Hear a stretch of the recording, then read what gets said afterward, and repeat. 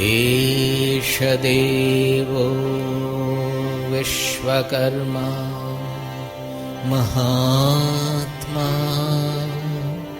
सदा जनानां हृदये सन्निविष्टः स्वाराज्य साम्राज्य विभूतिरेषा भवत्कृपा श्रीमहिमप्रसादात् प्राप्ता मया श्रीगुरवे महात्मने नमो नमस्तेस्तु पुनर्नमोस्तु नमो नमस्तेस्तु पुनर्नमोस्तु नमो नमस्तेस्तु पुनर्नमोस्तु नमस्तस्मै सदैकस्मै कस्मै चिन्महसे नमः यदेतद्विश्वरूपेण राजते गुरुराजते यदेतद्विश्वरूपेण राजते गुरुराजते.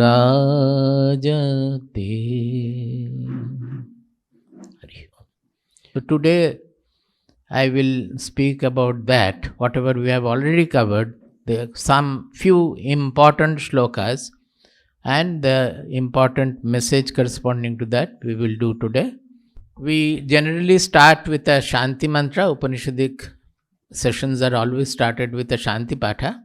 So Kathopanishad shanti patha you can find there in the Om Sahana Bhavatu, the first. Here, this I will chant one line, you have to repeat. Try to repeat in the same tune, phase and speed. Try to make a uniform chorus, not a cacophony. If you find that your voice is going beyond everybody, then reduce the voice.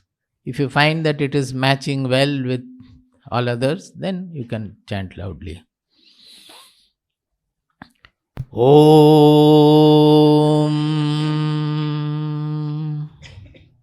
Following me, you have to do.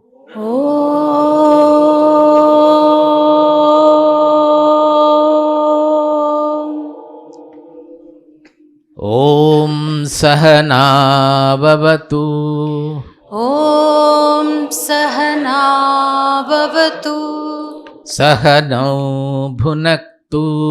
Sahanau Bhunaktu. Sahaviryam Karavavahai. Sahaviryam Karavavahai. Tejasvinavadhitamastu.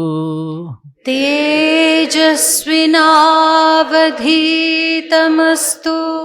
Ma vidvishavahai. Ma vidvishavahai. Om Shanti Shanti Shanti.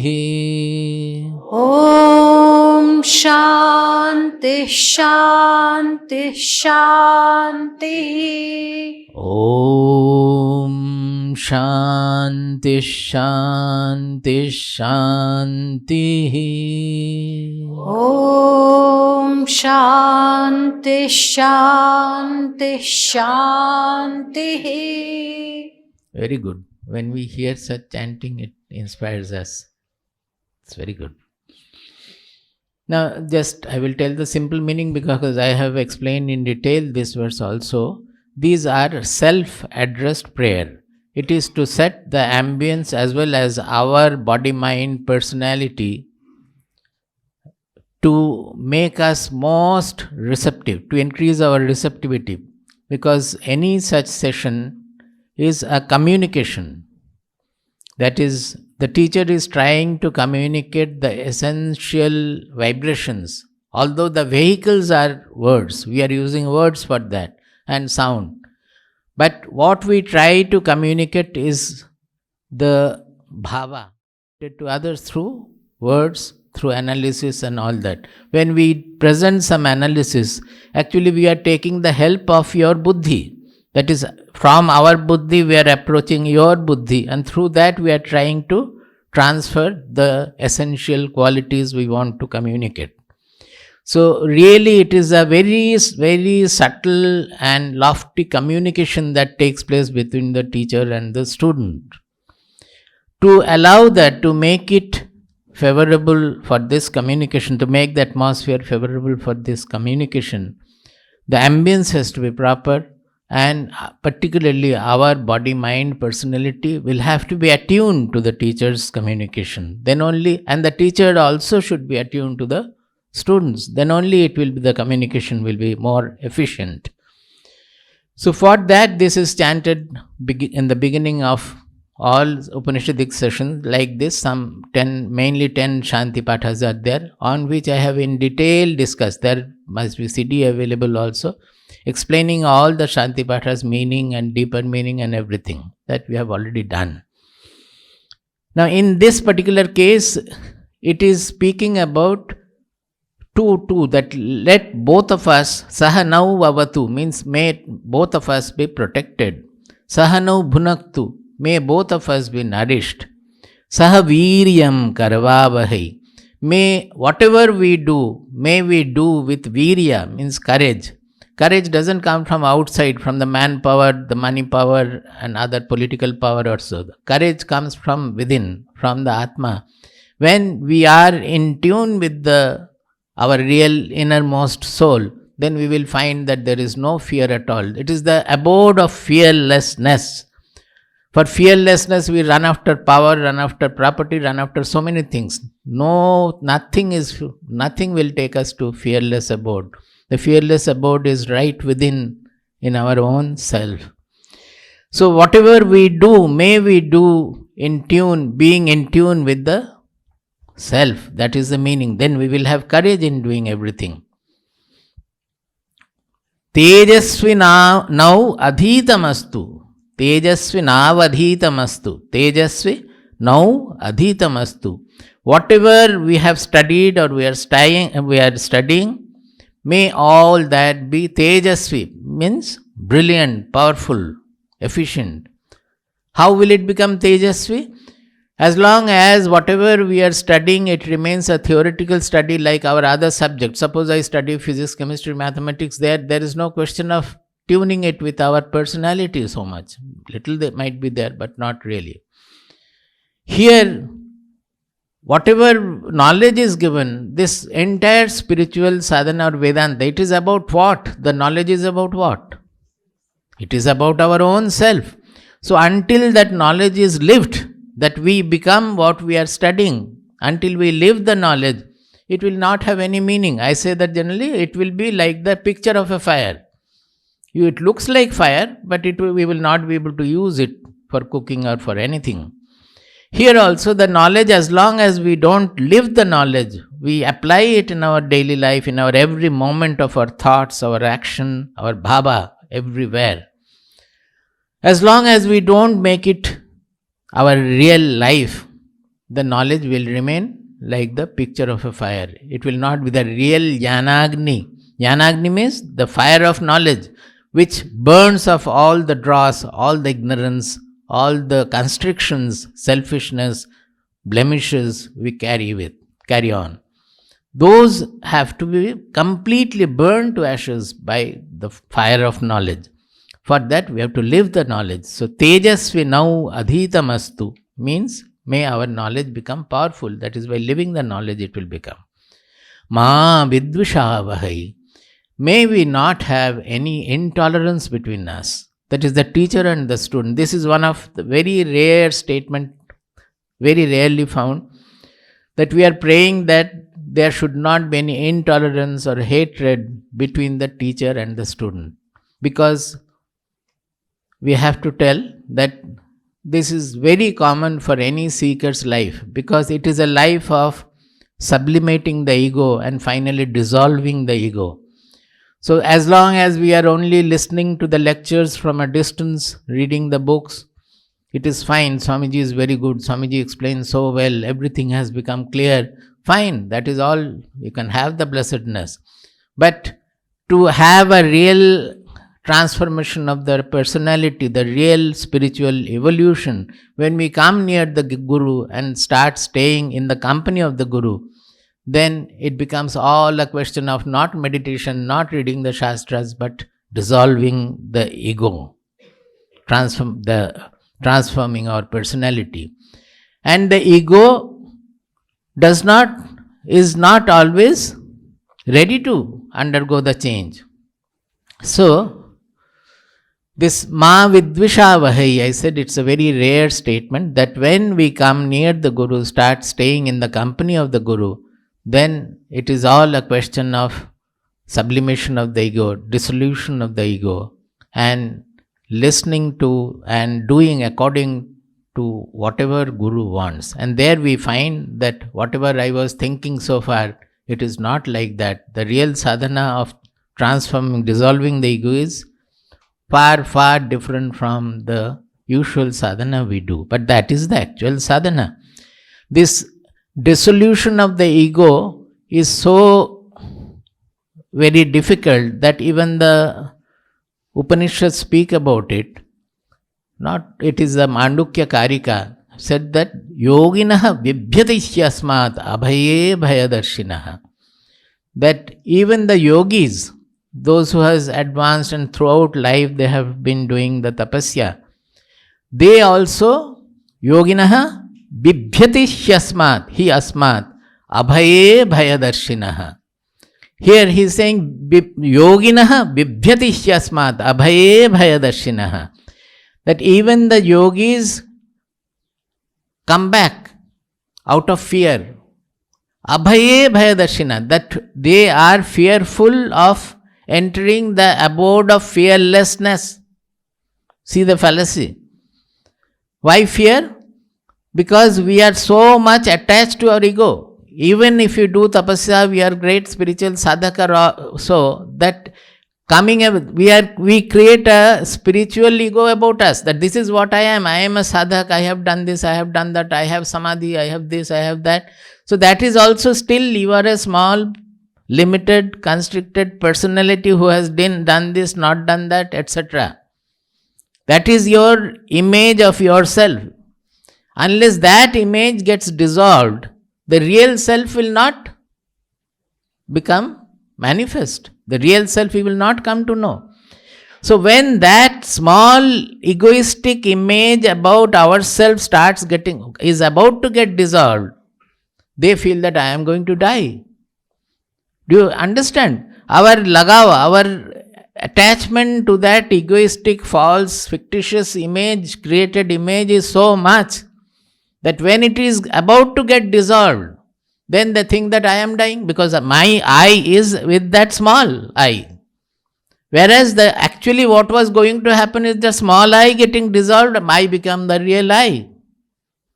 But they are not able to attain that because they are fearful of dying. That is what our Mandukya Karika is saying. Acha, so this is Om Shanti Shanti Shanti. Here it is what we are now discussing. It is like that. 3 Shantis are for Adi Daivika Shanti, means there should not be any trouble from the nature, no earthquake, no flood, nothing, so that our studies can go on. Second is Adi Bhautika Shanti, that is there should not be, those days it was in the forest, attack from animals and all used to disturb. It can be terrorist, it can be anything, that disturbances created by human beings or any other beings, animals or so. And the third Shanti is the most important, which is the disturbance coming out of our own. It is Adhyatmika Shanti. That is, any disturbance coming out of our body, mind, intelligence should not be there. That means the body should be in a very peaceful state, not in an anxious state, overeaten or hungry or anything like that. It should be in a comfortable state. The mind should be free of greed and excessive desire and ambitions.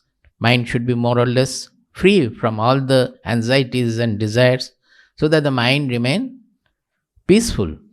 And the intelligence should be humble. It should not be egoistic, always questioning, doubting, etc. Then the ego also, then the receptivity will be at its peak. All these three together make the adhyatmika shanti, state of our personality. So the last one is the most important, where we are praying for adhyatmika shanti. That is, all the parts of our being should be in a peaceful state. Now, I said that these are all self-addressed prayer. That is, when we are praying, if we really get attuned to this bhava of the prayer, then automatically that shanti will dawn. So while chanting, we are bringing in shanti. The whole personality will become placid just by chanting this. So that whatever is message is given, it sinks easily. Now, each Upanishad, the messages are all same. Everywhere it is same. But each Upanishad presents it in a different manner, with a different background story. So the presentation is different. Sometimes it means the applicability of it, that is, who deserves this knowledge, who is fit for this knowledge. Sometimes it means that where it can be utilized, in what condition it should be spoken of, communicated. All these things are carried by those stories. So the story part also is very important. Each Upanishad presents in a different manner. For example, Kathopanishad, already we have seen that the players here are only the Nachiketa, the seeker, who is only 7 or 8-year-old boy, but extremely pure and fit seeker, and Yamaraja, a imagined teacher, who is considered to be the master of death, who is the king of death. Yamaraja means who controls the birth and death of the world. He is the teacher. And there is one more character, that is Nachiketa's father. There is great meaning in whatever story part is there. Because the Vedas, which is the entire, all our knowledge, spiritual knowledge, are contained in the Vedas. Now, Vedas, there are 4 Vedas, but in other way, each Veda has got 2 parts. That is, one is called Karma Kanda, other is called Jnana Kanda. In Karma Kanda, all kinds of rituals, yaga, yajna, everything is discussed. And Jnana Kanda, the knowledge of the ultimate truth, is discussed. All the Upanishads belong to the Jnana Kanda. They are called Vedanta, means the end of the Vedas, also called Veda Shira, that means the head of the Vedas, also called Upanishads. Upanishads are part of the Vedas, but they are the ultimate, last message of the Vedas. So, there are very striking differences which I must point out. That Karmakanda part, where the ritualistic part, the yaga, yajna, everything is discussed, it is meant for people who have desires. Why? Because each performance is meant that if you do this yaga, then you will have sons, good sons, brilliant sons of this. If you do this yaga, then after death you will go to this heaven, that heaven, etc. So those who desire such heaven, those who desire son, those who desire a kingship of the entire world, they will do the corresponding yaga. If you don't have the desire for this, then why should you do? You should not do. So it is meant, because we assume that people will have desires of various kind, ambitions, desire, greed, everything will be there. Under that, to make them disciplined, all these yagas are designed. That so much of discipline has to be followed in performing each yaga, that performing a yaga, the mind should be, if you do it properly according to the Vedic prescriptions, then the mind will automatically get expanded and purified. That is the idea, discipline. So taking the advantage of here, all the people are desireful, they have desire. By that we are attracting them to the performance, utilizing that desire. But in the process, their mind is becoming purer and better. How? Suppose you do the yaga, Ashwamedha yaga, for the kingship of the entire world or so. Now at the end of the yaga, it is prescribed that you have to become a pauper by gifting everything. You have to give up everything. Now, desiring the great aim, you have to become absolutely empty. You have to give up everything. Now, if you are a kripana, you will not be able to give. So, but the threat is given. If you don't do it, then you will go to this hell, that also is mentioned. So, out of fear of hell also you start giving. Now, when you start giving, you understand the joy of giving is much more than the joy of possessing anything. The joy of renouncing giving is much more than the joy of holding on to it. And you understand a king, how much he is joyous in gifting everything to everybody. So the king is disciplined and put on the right track by that. There are various other things I have discussed earlier also, the economic part of it and various, they are all very done by wise people. Now the point is that by gifting, when you understand the joy of gifting, you start becoming, your mind start expanding. You become less constricted, less kripana, less miserly. And you become more and more fit for final inquiry. That is going to the jnana kanda. Now the question is that there will be a question, who is fit for this knowledge? If a person is full of desires, then he is not fit for knowledge. Then is it that those who have performed all the yaga and yajnas in the karma kanda, they will be fit for taking up the jnana pursuit or the knowledge pursuit?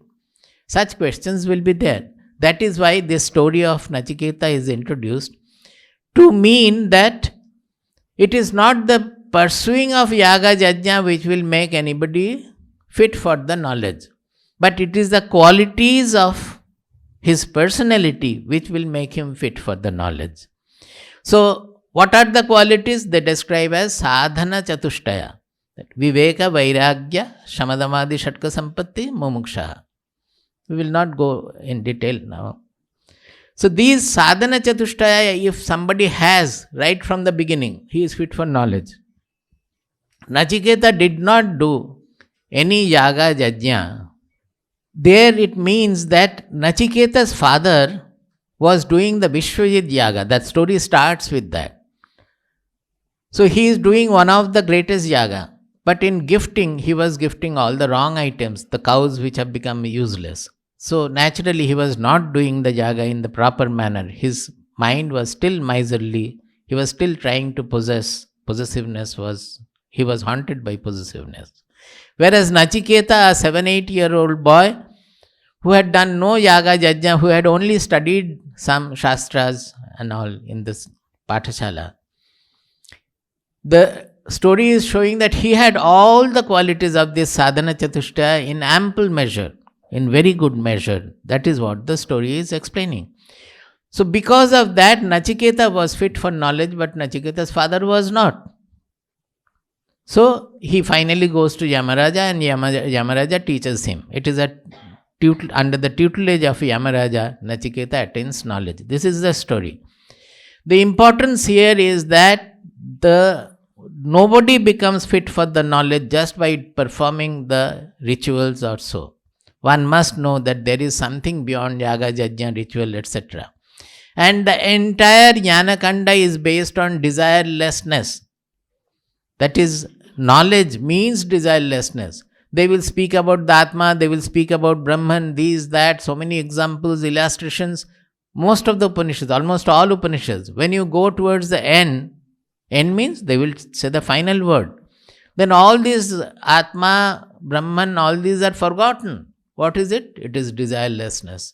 Vidyate hridaya granthi chidyante sarva samshayaha kshiyante chasya karmani tasmin drishte paravare. This is Mundaka Upanishad. In Kathopanishad, yada sarve pramucyante kamayasya hridishritaha athamatyo amrito bhavati atra brahma samashnute. He says that when the desires seated in the heart of the seeker, yada sarve kamaha hridayashritaha kamaha pramucyante, when all the desires seated in the heart are all cleared, they are all gone. Atha matyo amrito bhavati, atra brahma samashnute. Then the mortal man becomes immortal. Matyaha amritaha bhavati. Mortal man becomes immortal. Atra Brahma Samashnute. Here itself he attains Brahman, not after the body falls, going from this heaven to that heaven, nothing like that. It is the knowledge of a real slave. Nobody becomes Brahman or anything. We are already that. But we don't know because the knowledge is covered. So when the ignorance is removed, then the knowledge becomes self-manifest. So it has to happen here itself, not after the body falls.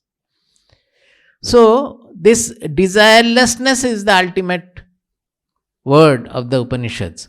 So see, in Karma Kanda it is all desirefulness. All the yaga yajnas are prescribed according to what is your strongest desire, according to you perform. Whereas in the Jnana Kanda you have to become absolute desireless.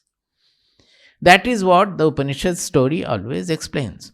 Now in Kathopanishad, Nachiketa goes to what happens is, the story is Vishwajit Yaga, his father was performing, he was doing wrong things. Nachiketa felt that my father is doing wrong things. So naturally he will go to the hell. So how to save my father from this fate, going to hell?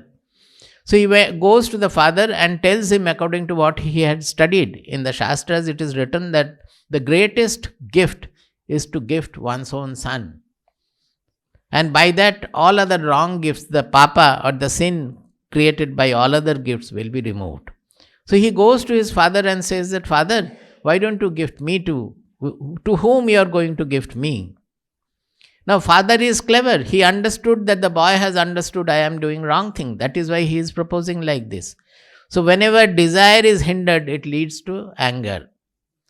Kama leads to krodha. When the kama is prevented, it leads to krodha. That his desire is caught by the small young boy, young son.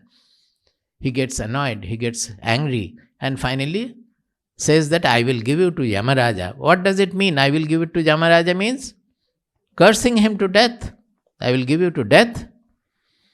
So now again Nachiketa was in trouble. He understands, he says that father must have said in anger, gussa mein chade hue the bata diye hain. Otherwise he will never say like that. But what can I do? Once he has said, if it is not done, then he will be proved liar. So to prove his satyata, the truthfulness of his father's word, he says, I must go to death. That is how he reaches. There is mixture of the fiction along with the truth. But the aim is not the fiction or whether it's a fact or so. The aim is, from all these happenings, we have to understand what are the qualities operating and what will lead to jnana. Now, father is doing like that. Naturally, we should think that, if I had been in that place, would I have behaved like Nachiketa? That is how the introspection starts. See, he understood that the father is doing wrong, but he did not go to the father and say, Father, whatever you are doing is wrong. You should not do this. Not like that. He said, so that father can be prevented from the calamitous result, and proposed like that. And when father cursed him also, he did not get angry by that I wanted to save you, you told me this, why are you cursing me to death, etc. Nothing like that. He coolly sits and thinks that how to save the situation now. And he walks to Yamaraja. There also the test, whatever he undergoes in front of Yamaraja, they are only proving that Nachiketa had enough of viveka, vairagya and the other qualities. That's it. He sits 3 days, 3 nights in front of Yamaraja's door without food and drink. That shows the titiksha, that sahanam sarva dukkhanam, apratikara purvakam. I often say tell the young boy, suppose you had gone there, you feel very hungry, very thirsty, nobody is offering you anything. You would have gone for looking for water or food or so, and by the time you come back again, you will find that Yamaraja had visited and gone away again. So you miss Yamaraja. The purpose is to meet Yamaraja, and as long as it is necessary, he sat there. This is what is called titiksha, he had titiksha enough. Then Yamaraja offers him all, the kingship of the entire world, dance uses, music, whatnot, chariot, golden studded chariot, diamond studded chariot, everything he offered. And to enjoy the world also he offered 1,000 years of life and all. But Nachiketa was not moved by that. When all these tests Nachiketa passed, then only Yamaraja started giving him the real message. Now, in this whole story, a few shlokas are very important. These you can find in your book 1.1.20. You can repeat with me. Yeyam prete vichikitsa manushye.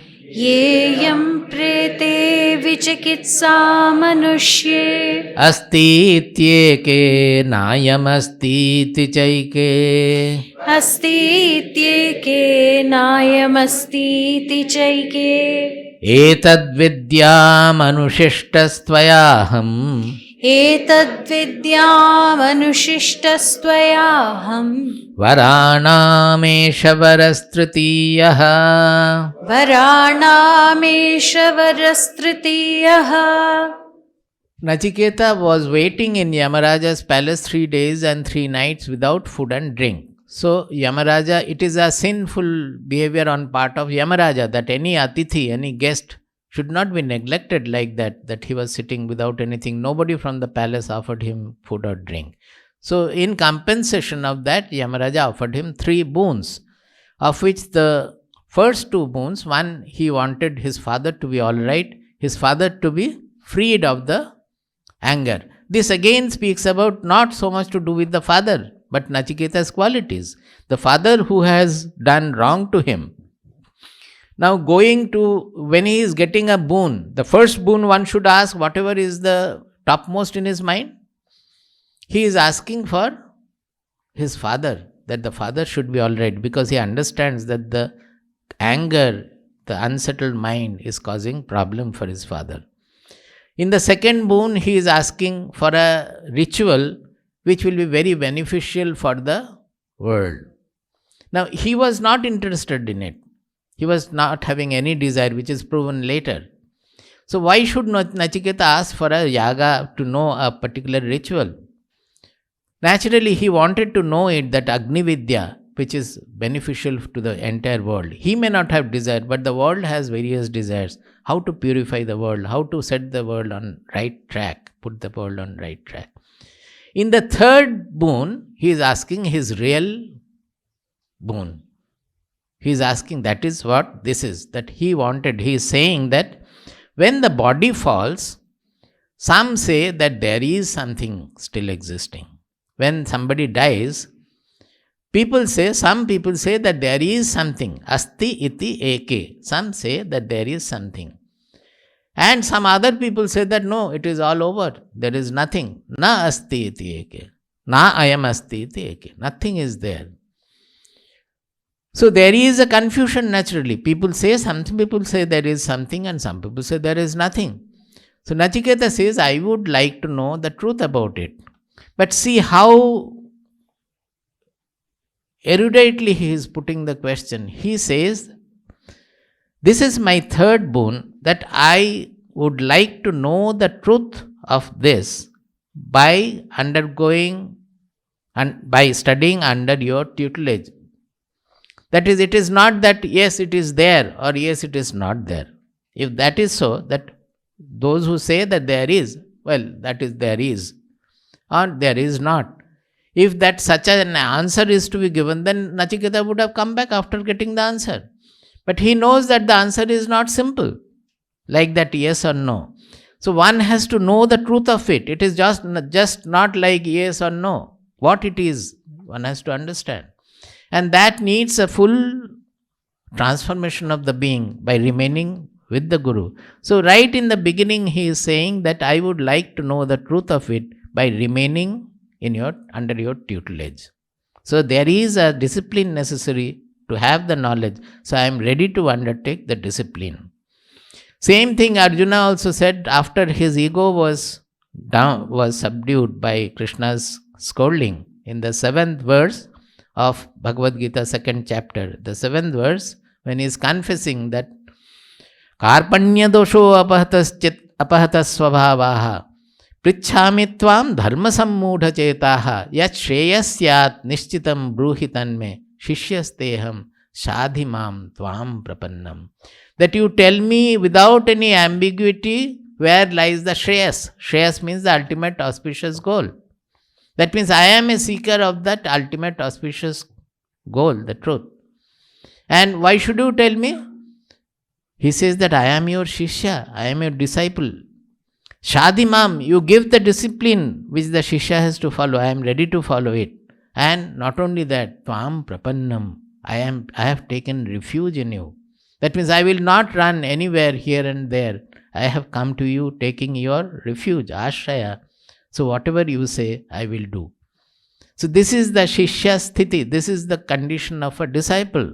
When he says like that, the Guru has to give. Now here he says that I would like to know the truth of it by remaining under your tutelage. See, if it is simple, then will there be any question about what remains, what is not the body or what is transcending the body? There is something or there is not. If it is so simple as our religion says that the Atma leaves the body and goes from here to there, remains in heaven or hell for some time, then gets into another body. If this is the ultimate simple truth, then on that will there be so many Upanishads written about the Atma? We don't think. We hold on to the religious concepts, and when the truth is given also, nobody wants to change because they are so much holding on to the religious concepts. If Atma is so simple that when the body falls, it is something which is going away from the body and getting into another body and having another life. It is so simple. Then why the Upanishads have been written about it? Anybody would know. But when he asks that what happens when the body falls, first thing Yamaraja says that, oh, don't ask that question. Nobody knows about it. Even the Devas are confused about it. You are a small boy, how can I tell you?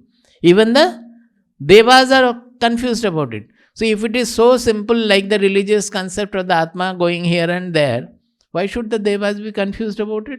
They are already in the heaven. They know which Atma has come to the heaven, which Atma has gone. We should think like that. The real truth is far from all these religious concepts. Religious concepts are given for the mass, large mass of people. Because mostly people will not think. So if you tell the truth, they will get confused. They will get destabilized. So the truth is reserved for people who are inquiring and who are promising that we would like to undergo the tapasya or the discipline given by you to know the truth. When the teacher finds them to be fit disciples, then only they should be given the truth. Suppose the nuclear bomb, why people are so much shouting about in Pakistan or Iran having it any time, it may result in a nuclear war or so. That it is so powerful that it should be operated only by fit people, those who have enough of self-control, those who will not suddenly release the bomb. Our Korea also shouting so many things that we will attack like this. So he may say, but in operation, the person in control of this powerful weapon must be having enough of self-control. That is why even Dronacharya did not give the Brahmastra to his own son Ashwathama, because he found that he is not having enough self-control. We so much criticize Drona for not giving the Vidya to Ekalavya. Is it not? He found that Ekalavya does not have enough self-control. So if this power he knows, he will use it for wrong purposes, for selfish purposes, for other purposes. And actually he did also whatever. He was on the side of Duryodhana. So Drona rather invalidated his. To save the situation, he wanted his, so that the society is saved. Whenever the teacher finds that the student, anybody who is asking for a powerful thing, is not fit to possess it, he is not given. Our Ashwathama even went to Krishna and asked for the Sudarshana Chakra. See the audacity. Krishna smiled and said that you take it, it is lying there. Why don't you take it and use it? He went there and he could not even move it. It is sitting on the earth.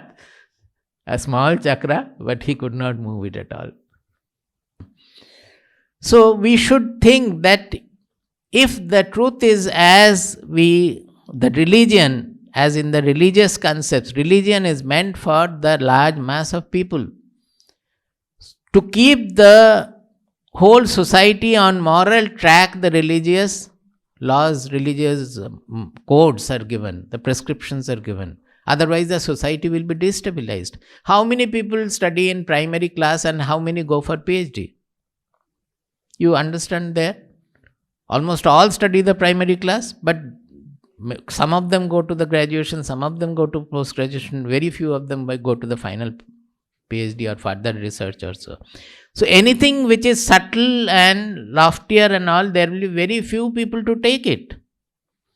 Suppose here we were singing bhajan of Bhagavati Jagarana and all, we would have thousands of people. That is what here people say. You have it and we will have thousands of people.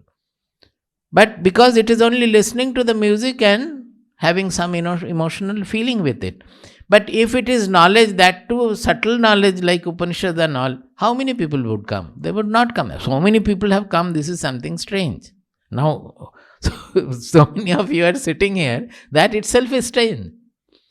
Actually, there would have been 2 or 3 normally. We would have been happy with that also. Because as you go to subtler and subtler, that too we are trying to expose it in the highest level. This also can be exposed in different levels. We are not compromising the level. We are speaking from an experiential level. To have it, one has to have a lot of focus and subtlety. So it is always so. When we move from the religious concepts to the spirituality, the whole focus changes. Religion is for keeping the large mass of people, the society on a moral track. And spiritual enquiry is only for few who have the enquiry, who are wanting to know the truth of it. Then only the truth is given. The base of religion is the karma theory, then Bhagwan, God, then the soul moving from here and there, that is Punarjanma. These are the basic pillars on which religion is based. But when you go to spirituality, there is no external God at all. The whole focus changes from the external God to our own personality, our own internal, inmost depth. And entire spirituality is to deal with how to purify our whole being so that what I am in my inmost depth, that becomes manifest. That is the spiritual sadhana. So the two are entirely different.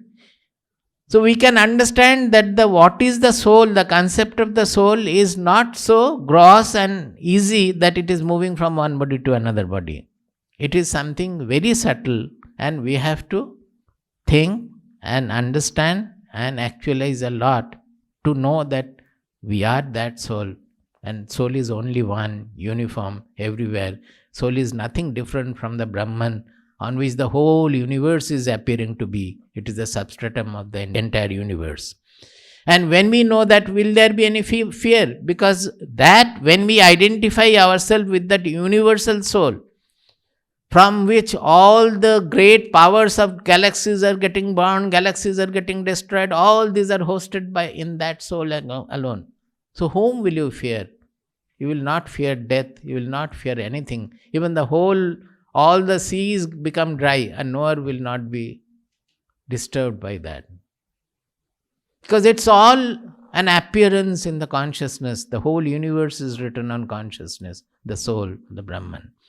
So naturally it is not a soul moving from here and there. If at all there is something moving from here and there, that is in the objective ken. One day we may have developed some photo camera which will take the picture of if anything is moving like that, we will be able to photograph it. But it is not the Atma of our spiritual discussion of our Upanishads. That Atma is different from this, if at all it is there something. Sukshma Deha like that. But when we go deep into it, we find that the scriptures are clearly defining each concept and how to go about it. Now the whole Upanishad is based on, Kathopanishad is based on this question of Nachiketa, that what happens when the body falls. And people are confused about it. Some say it is this, some say it is that. I would like to know. Based on this, but Yamaraja is constantly discouraging him, is telling him that this knowledge cannot be given to you. Instead, you ask for this, ask for that, because the boon he has to give. He said that you change your boon, you ask for kingdom, you ask for property, you ask for life, long life, all that I will give. But Nachiketa replies, the final reply of Nachiketa is very important, after which Yamaraja understood that he cannot be dissuaded anymore. 1.1.26 Shvobhavamattyasya yadantakaitat शोभावामर्त्यस्य यदन्तकैतत् सर्वेन्द्रियाणां जरयन्ति तेजः सर्वेन्द्रियाणां जरयन्ति तेजः अपि सर्वं जीवितमल्पमेव अपि सर्वं जीवितमल्पमेव तवैव बाहास्तव नृत्यगीते तवैव वाहास्तव नृत्यगीते. He says, Shvaha abhava matyasya yadantakaitat sarvendriyanam jareyanti tejaha. He said that, O Yamaraja, matyaha, O Yamaraja, whatever you have given, they are all short-lived. That means they are created, they will undergo birth and death, creation and destruction. Shvaha abhava means kal bhi nahi rahega. Actually, our ashwatha tree is called ashwatha because it is ashwatha, because ashwatha tree is, or banyan tree is very long living.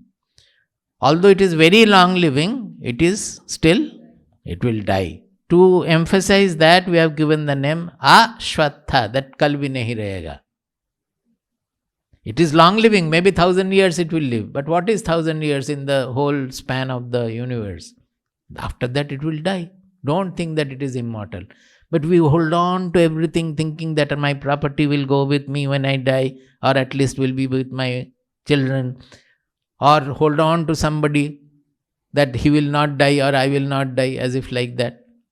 We know that everything is futile, but still we hold on to it because of the knowledge is not pakka, it has not been settled.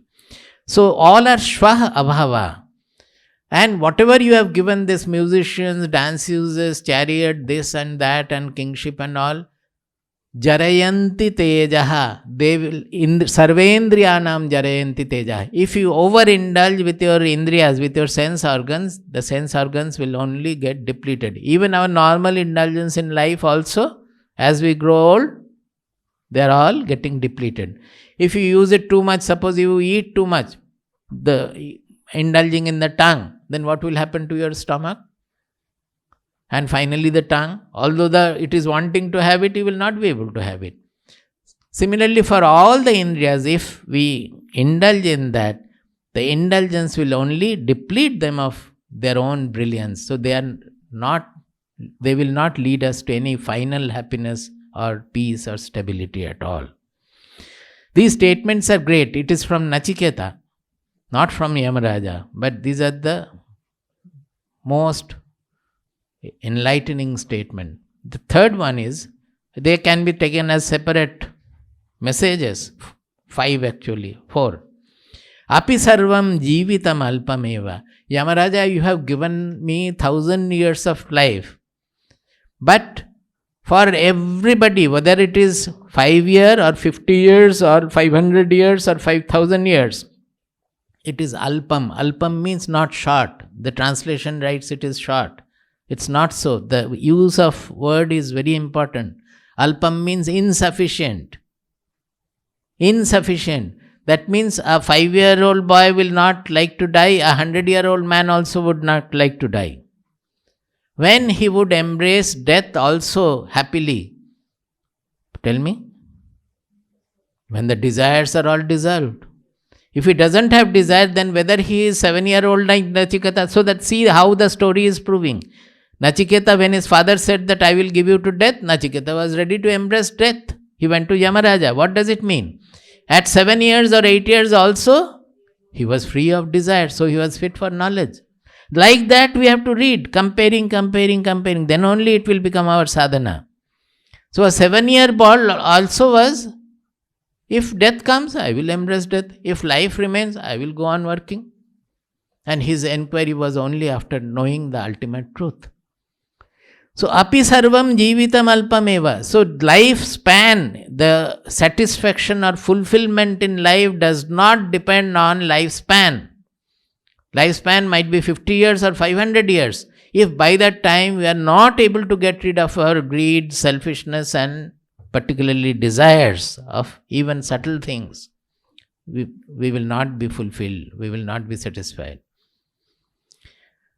Tavaiva vahas tava nritya gite. Therefore, O Yamaraja, all these chariots and music and dance, you have them, you enjoy them. Nachiketa is not interested in that.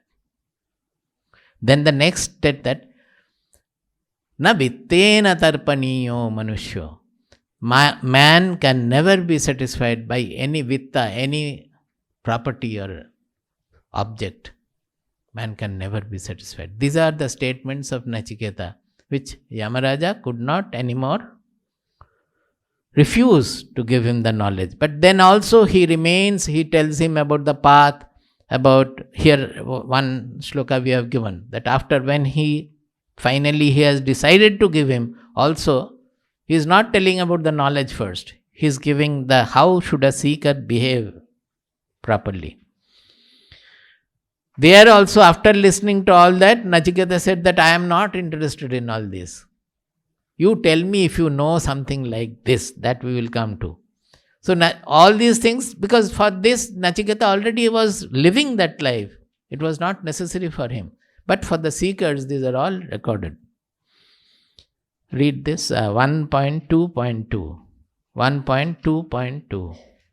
Shreyascha preyascha manushyametaha. Shreyascha preyascha manushyametaha. Tau samparitya vivinakti dhiraha. Tau samparitya vivinakti dhiraha. Shreyo hi dhiro bhipreyaso vrinite. Shreyo hi dhiro bhipreyaso vrinite. Preyo mando yogakshemat vrinite. Preyo mando yogakshemat vrinite. This is a wonderful presentation of Kathopanishad, and it has been taken in various other places also. He is saying that there are two things. One is called Shreyaha, another is Preyaha. In the root word will be Shreyas and Preyas. So English we can write Shreyas, Preyas, but actually the first declension will be Shreyaha and Preyaha. He says Preyaha is whatever is immediately pleasant, what we always desire for, etc., but which will take us away from the real auspicious path. Suppose you are looking for a promotion in your company, but you really don't deserve, somebody else deserves. But naturally the promotion is lucrative. So you do something, either buttering the boss or something here, there, and finally you are given the promotion, but the deserving person is not given the promotion. Now by the promotion you are getting enough, more money, more property, more control, power, everything you are getting. Externally you are getting everything. But in your mind, will you not always remember that I have done it wrongly? So because deep inside we are the soul, we are the universal soul. So that voice is always there. Everybody has, nobody can say that that voice is not there. Whenever we are doing something wrong, deep inside it is telling us, and that makes our inner being constricted, weak, heavy.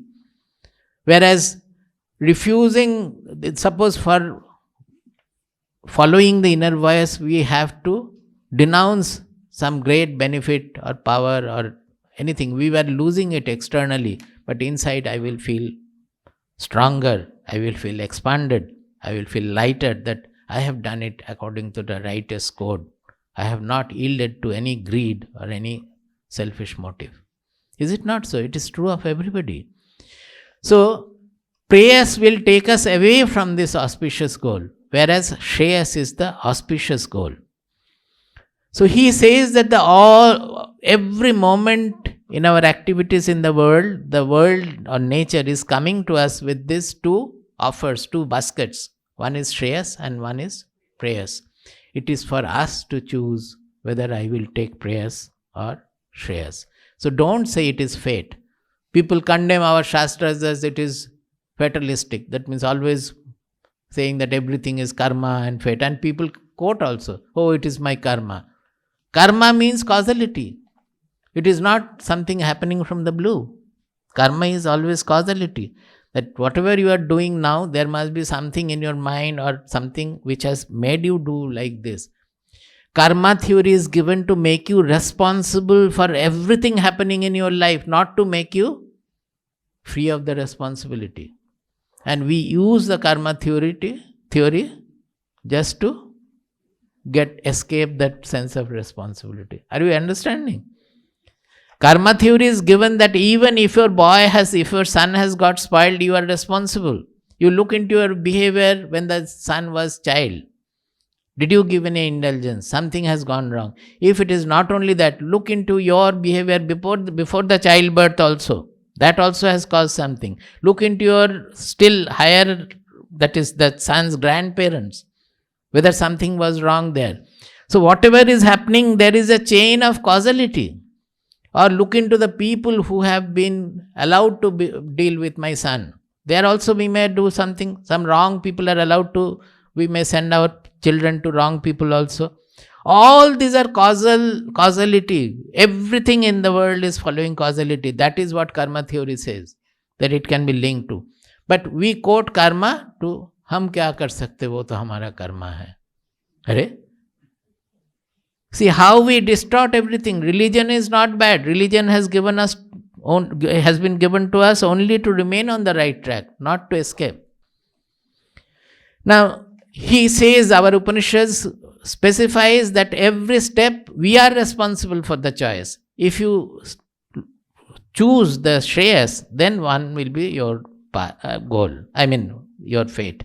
And if you choose shreyas, then something else will be your fate. There are 3 shlokas here specifying that very clearly. We have already discussed. So, now he says, Shreyo hi dhiro bhi preyaso vrinite. Preyo mando yoga kshemad vrinite. Those who are dhiraha, that means whose intelligence is always active and always, that means those who have viveka. Dhiraha means those who have the viveka, who always distinguishes between what is right and what is wrong and takes to the right. See, if the intelligence distinguishes between right and wrong, then takes to the wrong, then we will not call it viveka. In English, it is discrimination. Suppose a scientist will be able to discriminate very well what is permanent, what is impermanent, but always hold on to the impermanent. But in Sanskrit, we will not call it viveka. Viveka means when you have discriminated that this is auspicious, this is inauspicious, you have to take to the auspicious, then only it is viveka. Otherwise it is not viveka, it is on your intelligence in English, that's all. But in Sanskrit you are a mudha. Such buddhi we will not approve. According to that it is mandaha, mudha, all these words they will use. So, adhiraha, vivekin, he will samparitya vivinakti. That means a case has come, a situation has come. He will go around. Now it is looking very attractive, very good. But what will be the end? Finally it will lead me to problem. I have many stories to tell about it, but there is no time. That how it leads to, from my life also I know, that once in a project I had come out because I sensed corruption there. But another very good person, senior to me, he did not come out, he remained. And that led to, after about 10 years or after 5 years, it led to his committing suicide. This news we got in the paper when I was in ashram. By that time I had already renounced and I was in the ashram. Suddenly one day in the paper, about IIT Kharagpur, this news was there. So I read out to Swamiji, and that day only I told Swamiji the whole story, that how it happened and how we walked out of the directors meeting and how this person said that he will walk out but did not and finally got entangled, and it finally led to, he's a very good person, so naturally he will not be a badmash. All those badmash will be putting him into trap, and finally he had to commit suicide, not being able to bear the ill repute and all. So a person, dhiraha, will go around samparitya, what can happen, what are the pros and cons and everything. Not only samparitya, vivinakti. Vivinakti means cut and dry process, dissecting. He will go into it, everything he will analyze, and then he sees that, well, it appears to be, it is leading to an auspicious path, auspicious goal, shreyas. So he will choose that. Whereas mandaha will not analyze so much. What he will do? Mando yoga kshemad vrinite. Yoga means, kshema means holding on or protecting whatever you possess. Kshema means, suppose you have property, to keep it, you don't want to give it out, you keep it. And yoga means you enhance your property further. So generally the possessive people they are not interested in gifting, they are interested in possessing more and more. Whatever he has, he will not like to lose from there, and he would like to add more and more to that. So their orientation or focus is always on possessing. This is the important. Possessiveness. So they are always wanting to possess. It need not be always material. Even reputation, appreciation, all these are possession. Oh, Guru has praised me very much. Another day, another something, another certificate here, there. That is also possessiveness. So they are only interested in possessing more and more. They are called mandaha, they are not dhiraha. That means their intelligence is only running behind their sense indulgence, possessiveness.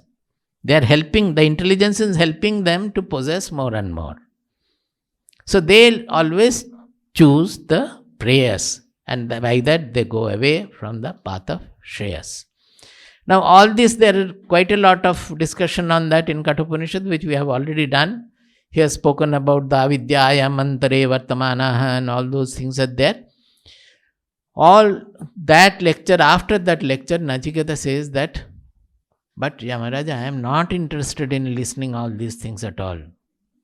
If you know something like this, please tell me. So this is the second question of Nachiketa. It is 1.2.14.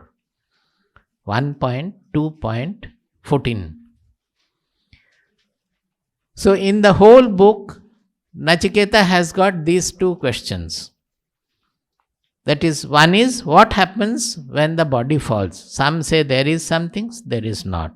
I would like to know the truth of it. That means, what is this Atma? Is it something transcending the body, or it gets finished with the body? I would like to know the truth of it. That was the first question. This second question also asking about the same truth that you have to know, but in a very, very erudite manner. Even scientists find it difficult to understand, because they cannot go from the objective realm to the subjective realm. What is it? Let us see. Anyatra dharmad, anyatra dharmad. Anyatra dharmad, anyatra dharmad. Anyatra smat krita kritat. Anyatra smat krita kritat. Anyatra bhutacha bhavyacha. Anyatra bhutacha bhavyacha. Yattat pashyasi tadvada. Yattat pashyasi tadvada. Yat tat pashyasi tadvada. If you see something like this, you tell me. So is it not so that whatever he was telling, he is not interested in that? If you see something like this, tat pashyasi tadvada. If you see something like this, you tell me about that. What is like this? What kind he is wanting to know? Anyatra dharmat, anyatra adharmat. That is, which is beyond the moral code of religion. That this is righteous, this is unrighteous, this is papa, this is punya. These are all in the world of duality. So we will not be able to go to the truth which is beyond all this duality and multiplicity of the world, that Nachiketa knew. He wants to know about the transcendental truth, which transcends all the dualities in the creation. Anyatra dharmat, anyatra adharmat, beyond the moral codes. That you see that most of the religion and most of the people have the confusion that वो जितने criminal है जो खराब करने वाले वो भी भगवान बनाए हैं क्या? भगवान ही बनाए हैं. But why it is causing a confusion in us? Because we have not known the truth which is beyond the duality and the multiplicity. That the criminals also are creation of the ultimate God or Ishvara or the Brahman. They are also in the Brahman. We find it difficult to accept. Because we are bogged down to the moral codes of religion. We have to understand why are we having bondages? Why are we having difficulties? Why are we having lack of clarity or confusion? Because we have been given some religious ideas. We don't think about it. We have taken it. But we refuse to go beyond it when the intelligence has already gone beyond. It questions the religious codes, but we don't have the tapasya or the intensity to go beyond and know the truth. You get my point? We understand the contradictions in religion, but we don't have the tenacity, the fiery inquiry, the fire of inquiry to pursue it and know the truth, which Nachiketa had. Not only that, which is beyond the dharma and adharma. Then he says, anyatra asmat krita kritat. Krita kritat means cause and effect. That which is beyond this causal chain. See, causal chain means the whole universe, the whole creation is bound by the cause and effect. Is it not? Everywhere something is there, whatever is changing, that is the cause, and what is happening is the effect. Suppose I burn the book, then the book is the cause and the ash is the effect. When the sun is radiating light, hydrogen is getting converted into helium and the radiation is coming. So hydrogen is reducing and helium is increasing in the sun. So the sun is undergoing a transformation every moment by radiating light. Everywhere it is cause and effect chain. But the ultimate truth cannot be within the causal chain. Even according to the causality also, if you understand, then ultimate truth has to be beyond cause. Because suppose we say B is the cause of A, we will ask because of causality, what is the cause of B? If we say C is the cause of B, we will ask what is the cause of C. That is how you can go any extent, Z or anywhere. Then also we will ask, how did it come? How did Z come? So as child, when the inquiry is quite strong, often children will ask, who created God? God has created this universe, but who created God? But as we grow with age, we subdue our inquiry. Even when the child asks, don't ask your all these foolish questions, we grow old and we try to subdue their inquiry also, because we have been subdued by our elders. Don't ask such questions. So when the child asks such questions, we subdue him also or her also, that don't ask such questions. Such questions should be asked, is the fact. Who created God? So we will never be able to reach an ultimate by this causal chain. In English logic, it is called infinite regression. In our Shastras, it is called anavastha dosha. It is the dosha, it is the defect of the causal logic. That causality cannot take us to any final ground or foundation or the ultimate. It cannot. By its nature, we should understand that the whole world is causal. It is a cycle. It is not a linear thing that from here it came like this. And everything is in this causal chain of time. People say that when did time start? Has it got any meaning? If time started in some time, means time was already there. That is, we have an idea of linear time. Even in Western science, time is linear. But in our Shastras, time is cyclical. That is why we don't bother about saying that kalpa and yuga and all, millions of years. But that is millions of years in this kalpa. It is in another kalpa. Another kalpa means another creation. Everything is cyclical here. It is not that you go to the beginning of the time, and beginning of the time is what? There is no beginning at all. It is cyclic. So he says, anyatrasmat krita krita. That means if there is any ultimate truth, then it has to be beyond causality. Oh Yamaraja, if you know anything which is beyond causality, you tell me. Because the whole objectude, the objective universe is following causality. My body, mind, personality is also a product of nature under the causality. So what is there beyond causality? That is the question. And what else? Anyatra bhutacha bhavyacha, which is beyond time. Bhuta means past and future, which is transcending past and future. What does it mean? Transcending time. See how erudite is the question. That, oh Yamara, this has written thousands and thousands of years back, not after the quantum physics or anything. Thousands of years ago, when there was no civilization in the world, perhaps.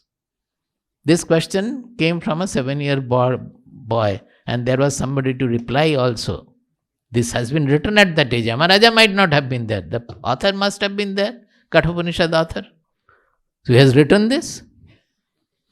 So he understood that the truth has to be beyond causality, beyond time, beyond space, beyond the codes of all duality. If Yamaraja, you know anything like that, you tell me. So is it not referring to the same truth, the Atma, when the body falls? What happens to that? Finally it comes to that. You have to go to a person who says there is, and not to a person who says there is nothing when the body falls. Why? Because if say there is nothing, then the inquiry is terminated there. Is it not so? But if say there is, then the question will be that what is? So the inquiry is kept alive. We should be very particular about following these things. It makes our intelligence alive. It makes our inquiry alive. That if there is not, then hydrogen, oxygen, nitrogen ban gaya body. Uske baad aur kuch nahi hai. But if say there is, then I may be thinking now there is means one Atma is going out and it's a subtle thing going into another body. That might be my initial concept. But there is मतलब हमें सोचना है, हमें उसके पीछे जाना है, दौड़ना है, समझने के लिए कि क्या है, वैसा है क्या जो इधर से उधर जाती है. Then only we are told that no, Atma is not multiple. It cannot move anywhere at all. It is the consciousness, the revealer of the entire universe. The whole universe, space, time, everything is in it. So Atma is not in the body, but the body as a small part in the whole universe is shining in the Atma. So all these concepts will come when there is something. So if you know that, you cannot know it after the body falls, because body जब चला गया तो बुद्धि भी नहीं है, मन भी नहीं है कि जानेंगे, कुछ जानने की उपाय भी नहीं है. So you have to know it when the body is alive. And when you know what is this Atma, you understand that it doesn't get touched by body, mind, personality, emotion at all. It remains unchanged. It is the subject which reveals all the objectude, which never gets changed by any objective change in the world. The whole world is objectude, where everything is undergoing change, causality and time and all that. But the subject, the consciousness which is revealing that, it is not an object. You can never know the Atma as, oh, Atma ko aaj dekh liya सामने, तब यह object बन गया. If you can see the atma, people में go on meditating for yugas trying to see the atma inside. वो अगर देख लिया तो वो आत्मा नहीं है, जो दिख रहा है वो है आत्मा. तो जब आप सब कुछ देखना बंद करेंगे तभी आत्मा रिवील हो सकता है. जब तक हम बाहर कुछ देखने की कोशिश करेंगे, atma will not be revealed. Atma will be known when our tendency to look outside is gone. We will not look for anything at all. We will just sit like a fool. Then only it will be revealed. So, he says, if you know, Yamaraja, anything like this, you please tell me. Then in his lecture, after saying something in 1.2.18, this is an important verse. Many verses like this are there. I have selected one. 1.2.18 न जायते म्रियते वा विपश्चित् न जायते म्रियते वा विपश्चित् नायं कुतश्चिन्न बभूव कश्चित् नायं कुतश्चिन्न बभूव कश्चित् अजो नित्यः शाश्वतोऽयं पुराणो अजो नित्यः शाश्वतोऽयं पुराणो न हन्यते हन्यमाने शरीरे न हन्यते हन्यमाने शरीरे न जायते म्रियते वा विपश्चित् न जायते म्रियते वा विपश्चित् नायं कुतश्चिन्न बभूव कश्चित् नायं कुतश्चिन्न बभूव कश्चित् अजो नित्यः शाश्वतोऽयं पुराणो अजो नित्यः शाश्वतोऽयं पुराणो न हन्यते हन्यमाने शरीरे न हन्यते हन्यमाने शरीरे. If I really explain this, it will take at least 10 days, this shloka. So we will not start the next portion then anymore.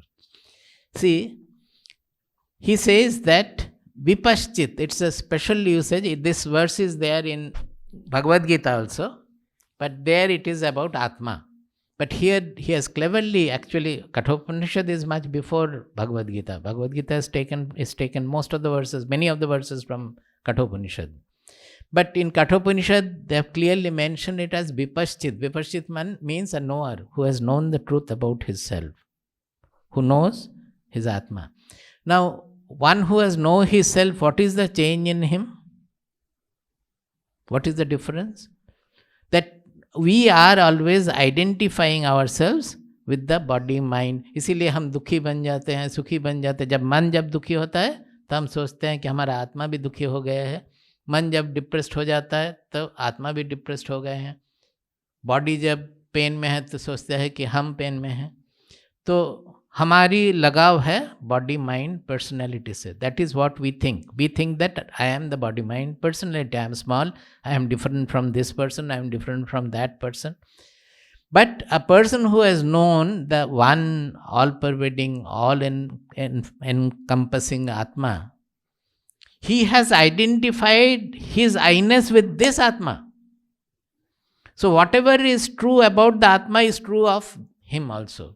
That is what Bhagavad Gita, everywhere Krishna is saying, me, me, me, because he identifies himself with this universal soul, with this Atma in which the whole universe appears to be. समझे? So, what happens to a vipaschit, a knower? He says, na jayate na mriyate va kadachit. He has no death, no birth, no death. Birth and death is for the personality. For the Atma, or the person who has identified with the Atma, for him also, there is no birth, no death. That means if you know that Atma before the body falls, you know that it is not affected by the birth and death of the body. So it is already Shashvata, it is eternal. So the death is only to the body and mind, personality. Nayam kutaschit na babhuva kaschit. It's a great statement. He says, it has not come from anything and nothing has come out of it. To explain this, I said I will take 10 days even. It has not come from anything and it has not produced anything also. That means it is not within the fold of causality at all. Is it not so? It has not been caused by anything and it has not produced anything also. We often say that the ultimate truth is uncaused reality. But if it is uncaused and it has produced the universe, then again we are putting it in the causal chain. Is it not so? If the universe has come out of causality from here, then we should look for the cause of this again because it is within the causality. समझ में नहीं आ रहा? So, if it is uncaused, it cannot produce the universe also. So, we come to the conclusion where I have quoted the Mundaka Upanishad verse, we will take tomorrow. So, we come to the concept of vivarta srishti. Normally in the world is parinama srishti. Parinama srishti means causal creation, where the cause undergoes a change and the cause becomes the effect. Undergoing the change, from there the effect is produced. No effect will be produced unless there is a change in the cause.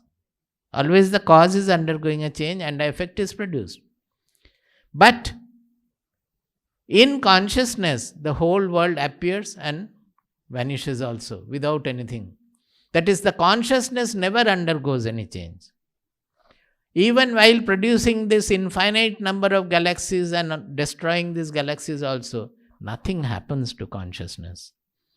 The body courses through all kinds of sukha, dukkha, suffering, everything. Nothing happens to consciousness because it has not produced anything. It is not caused by anything because this causality is operating in the objective universe. Consciousness is not within the objective ken. The whole objective universe is appearing with its causality, time and space in consciousness. The universe is written in consciousness. As you write in the air, elephant and tiger, or God and dog, all are same. It is all written in air. Like that, the whole universe is written in the consciousness. It doesn't undergo any change in producing something. That is why often we take the help of Rajju Sarpa.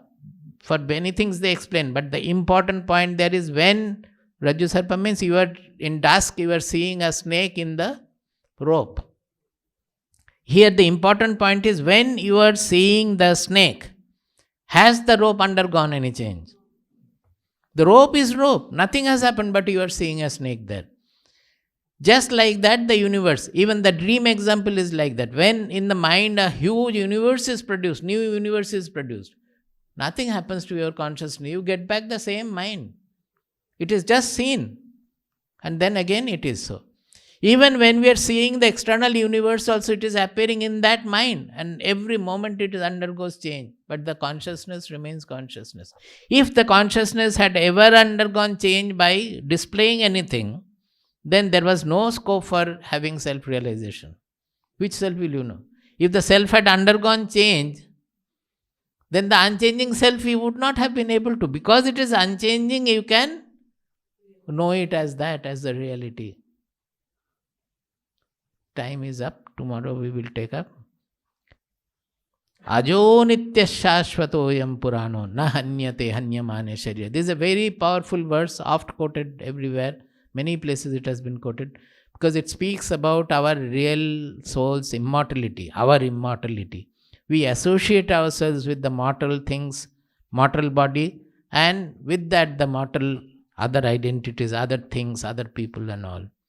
The moment we associate ourselves with the real universal self, which is revealing the entire universe, which is displaying the entire universe, the whole life undergoes a change. There cannot be any fear, any weakness, any ego, ahankara, or any miserliness also, selfishness also. Shanti Patha. Om Sahana Vavatu. Om Sahana Vavatu. Sahanau Bhunaktu. Sahanau Bhunaktu. Sahaviryam Karavavahai. Sahaviryam Karavavahai. Tejasvinavadhitamastu. Tejasvinavadhitamastu. Ma vidvishavahai. Ma vidvishavahai. Om Shanti Shanti Shanti. Om Shanti Shanti Shanti. Om Shanti Shanti Shanti. Om Shanti Shanti Shanti. Hari.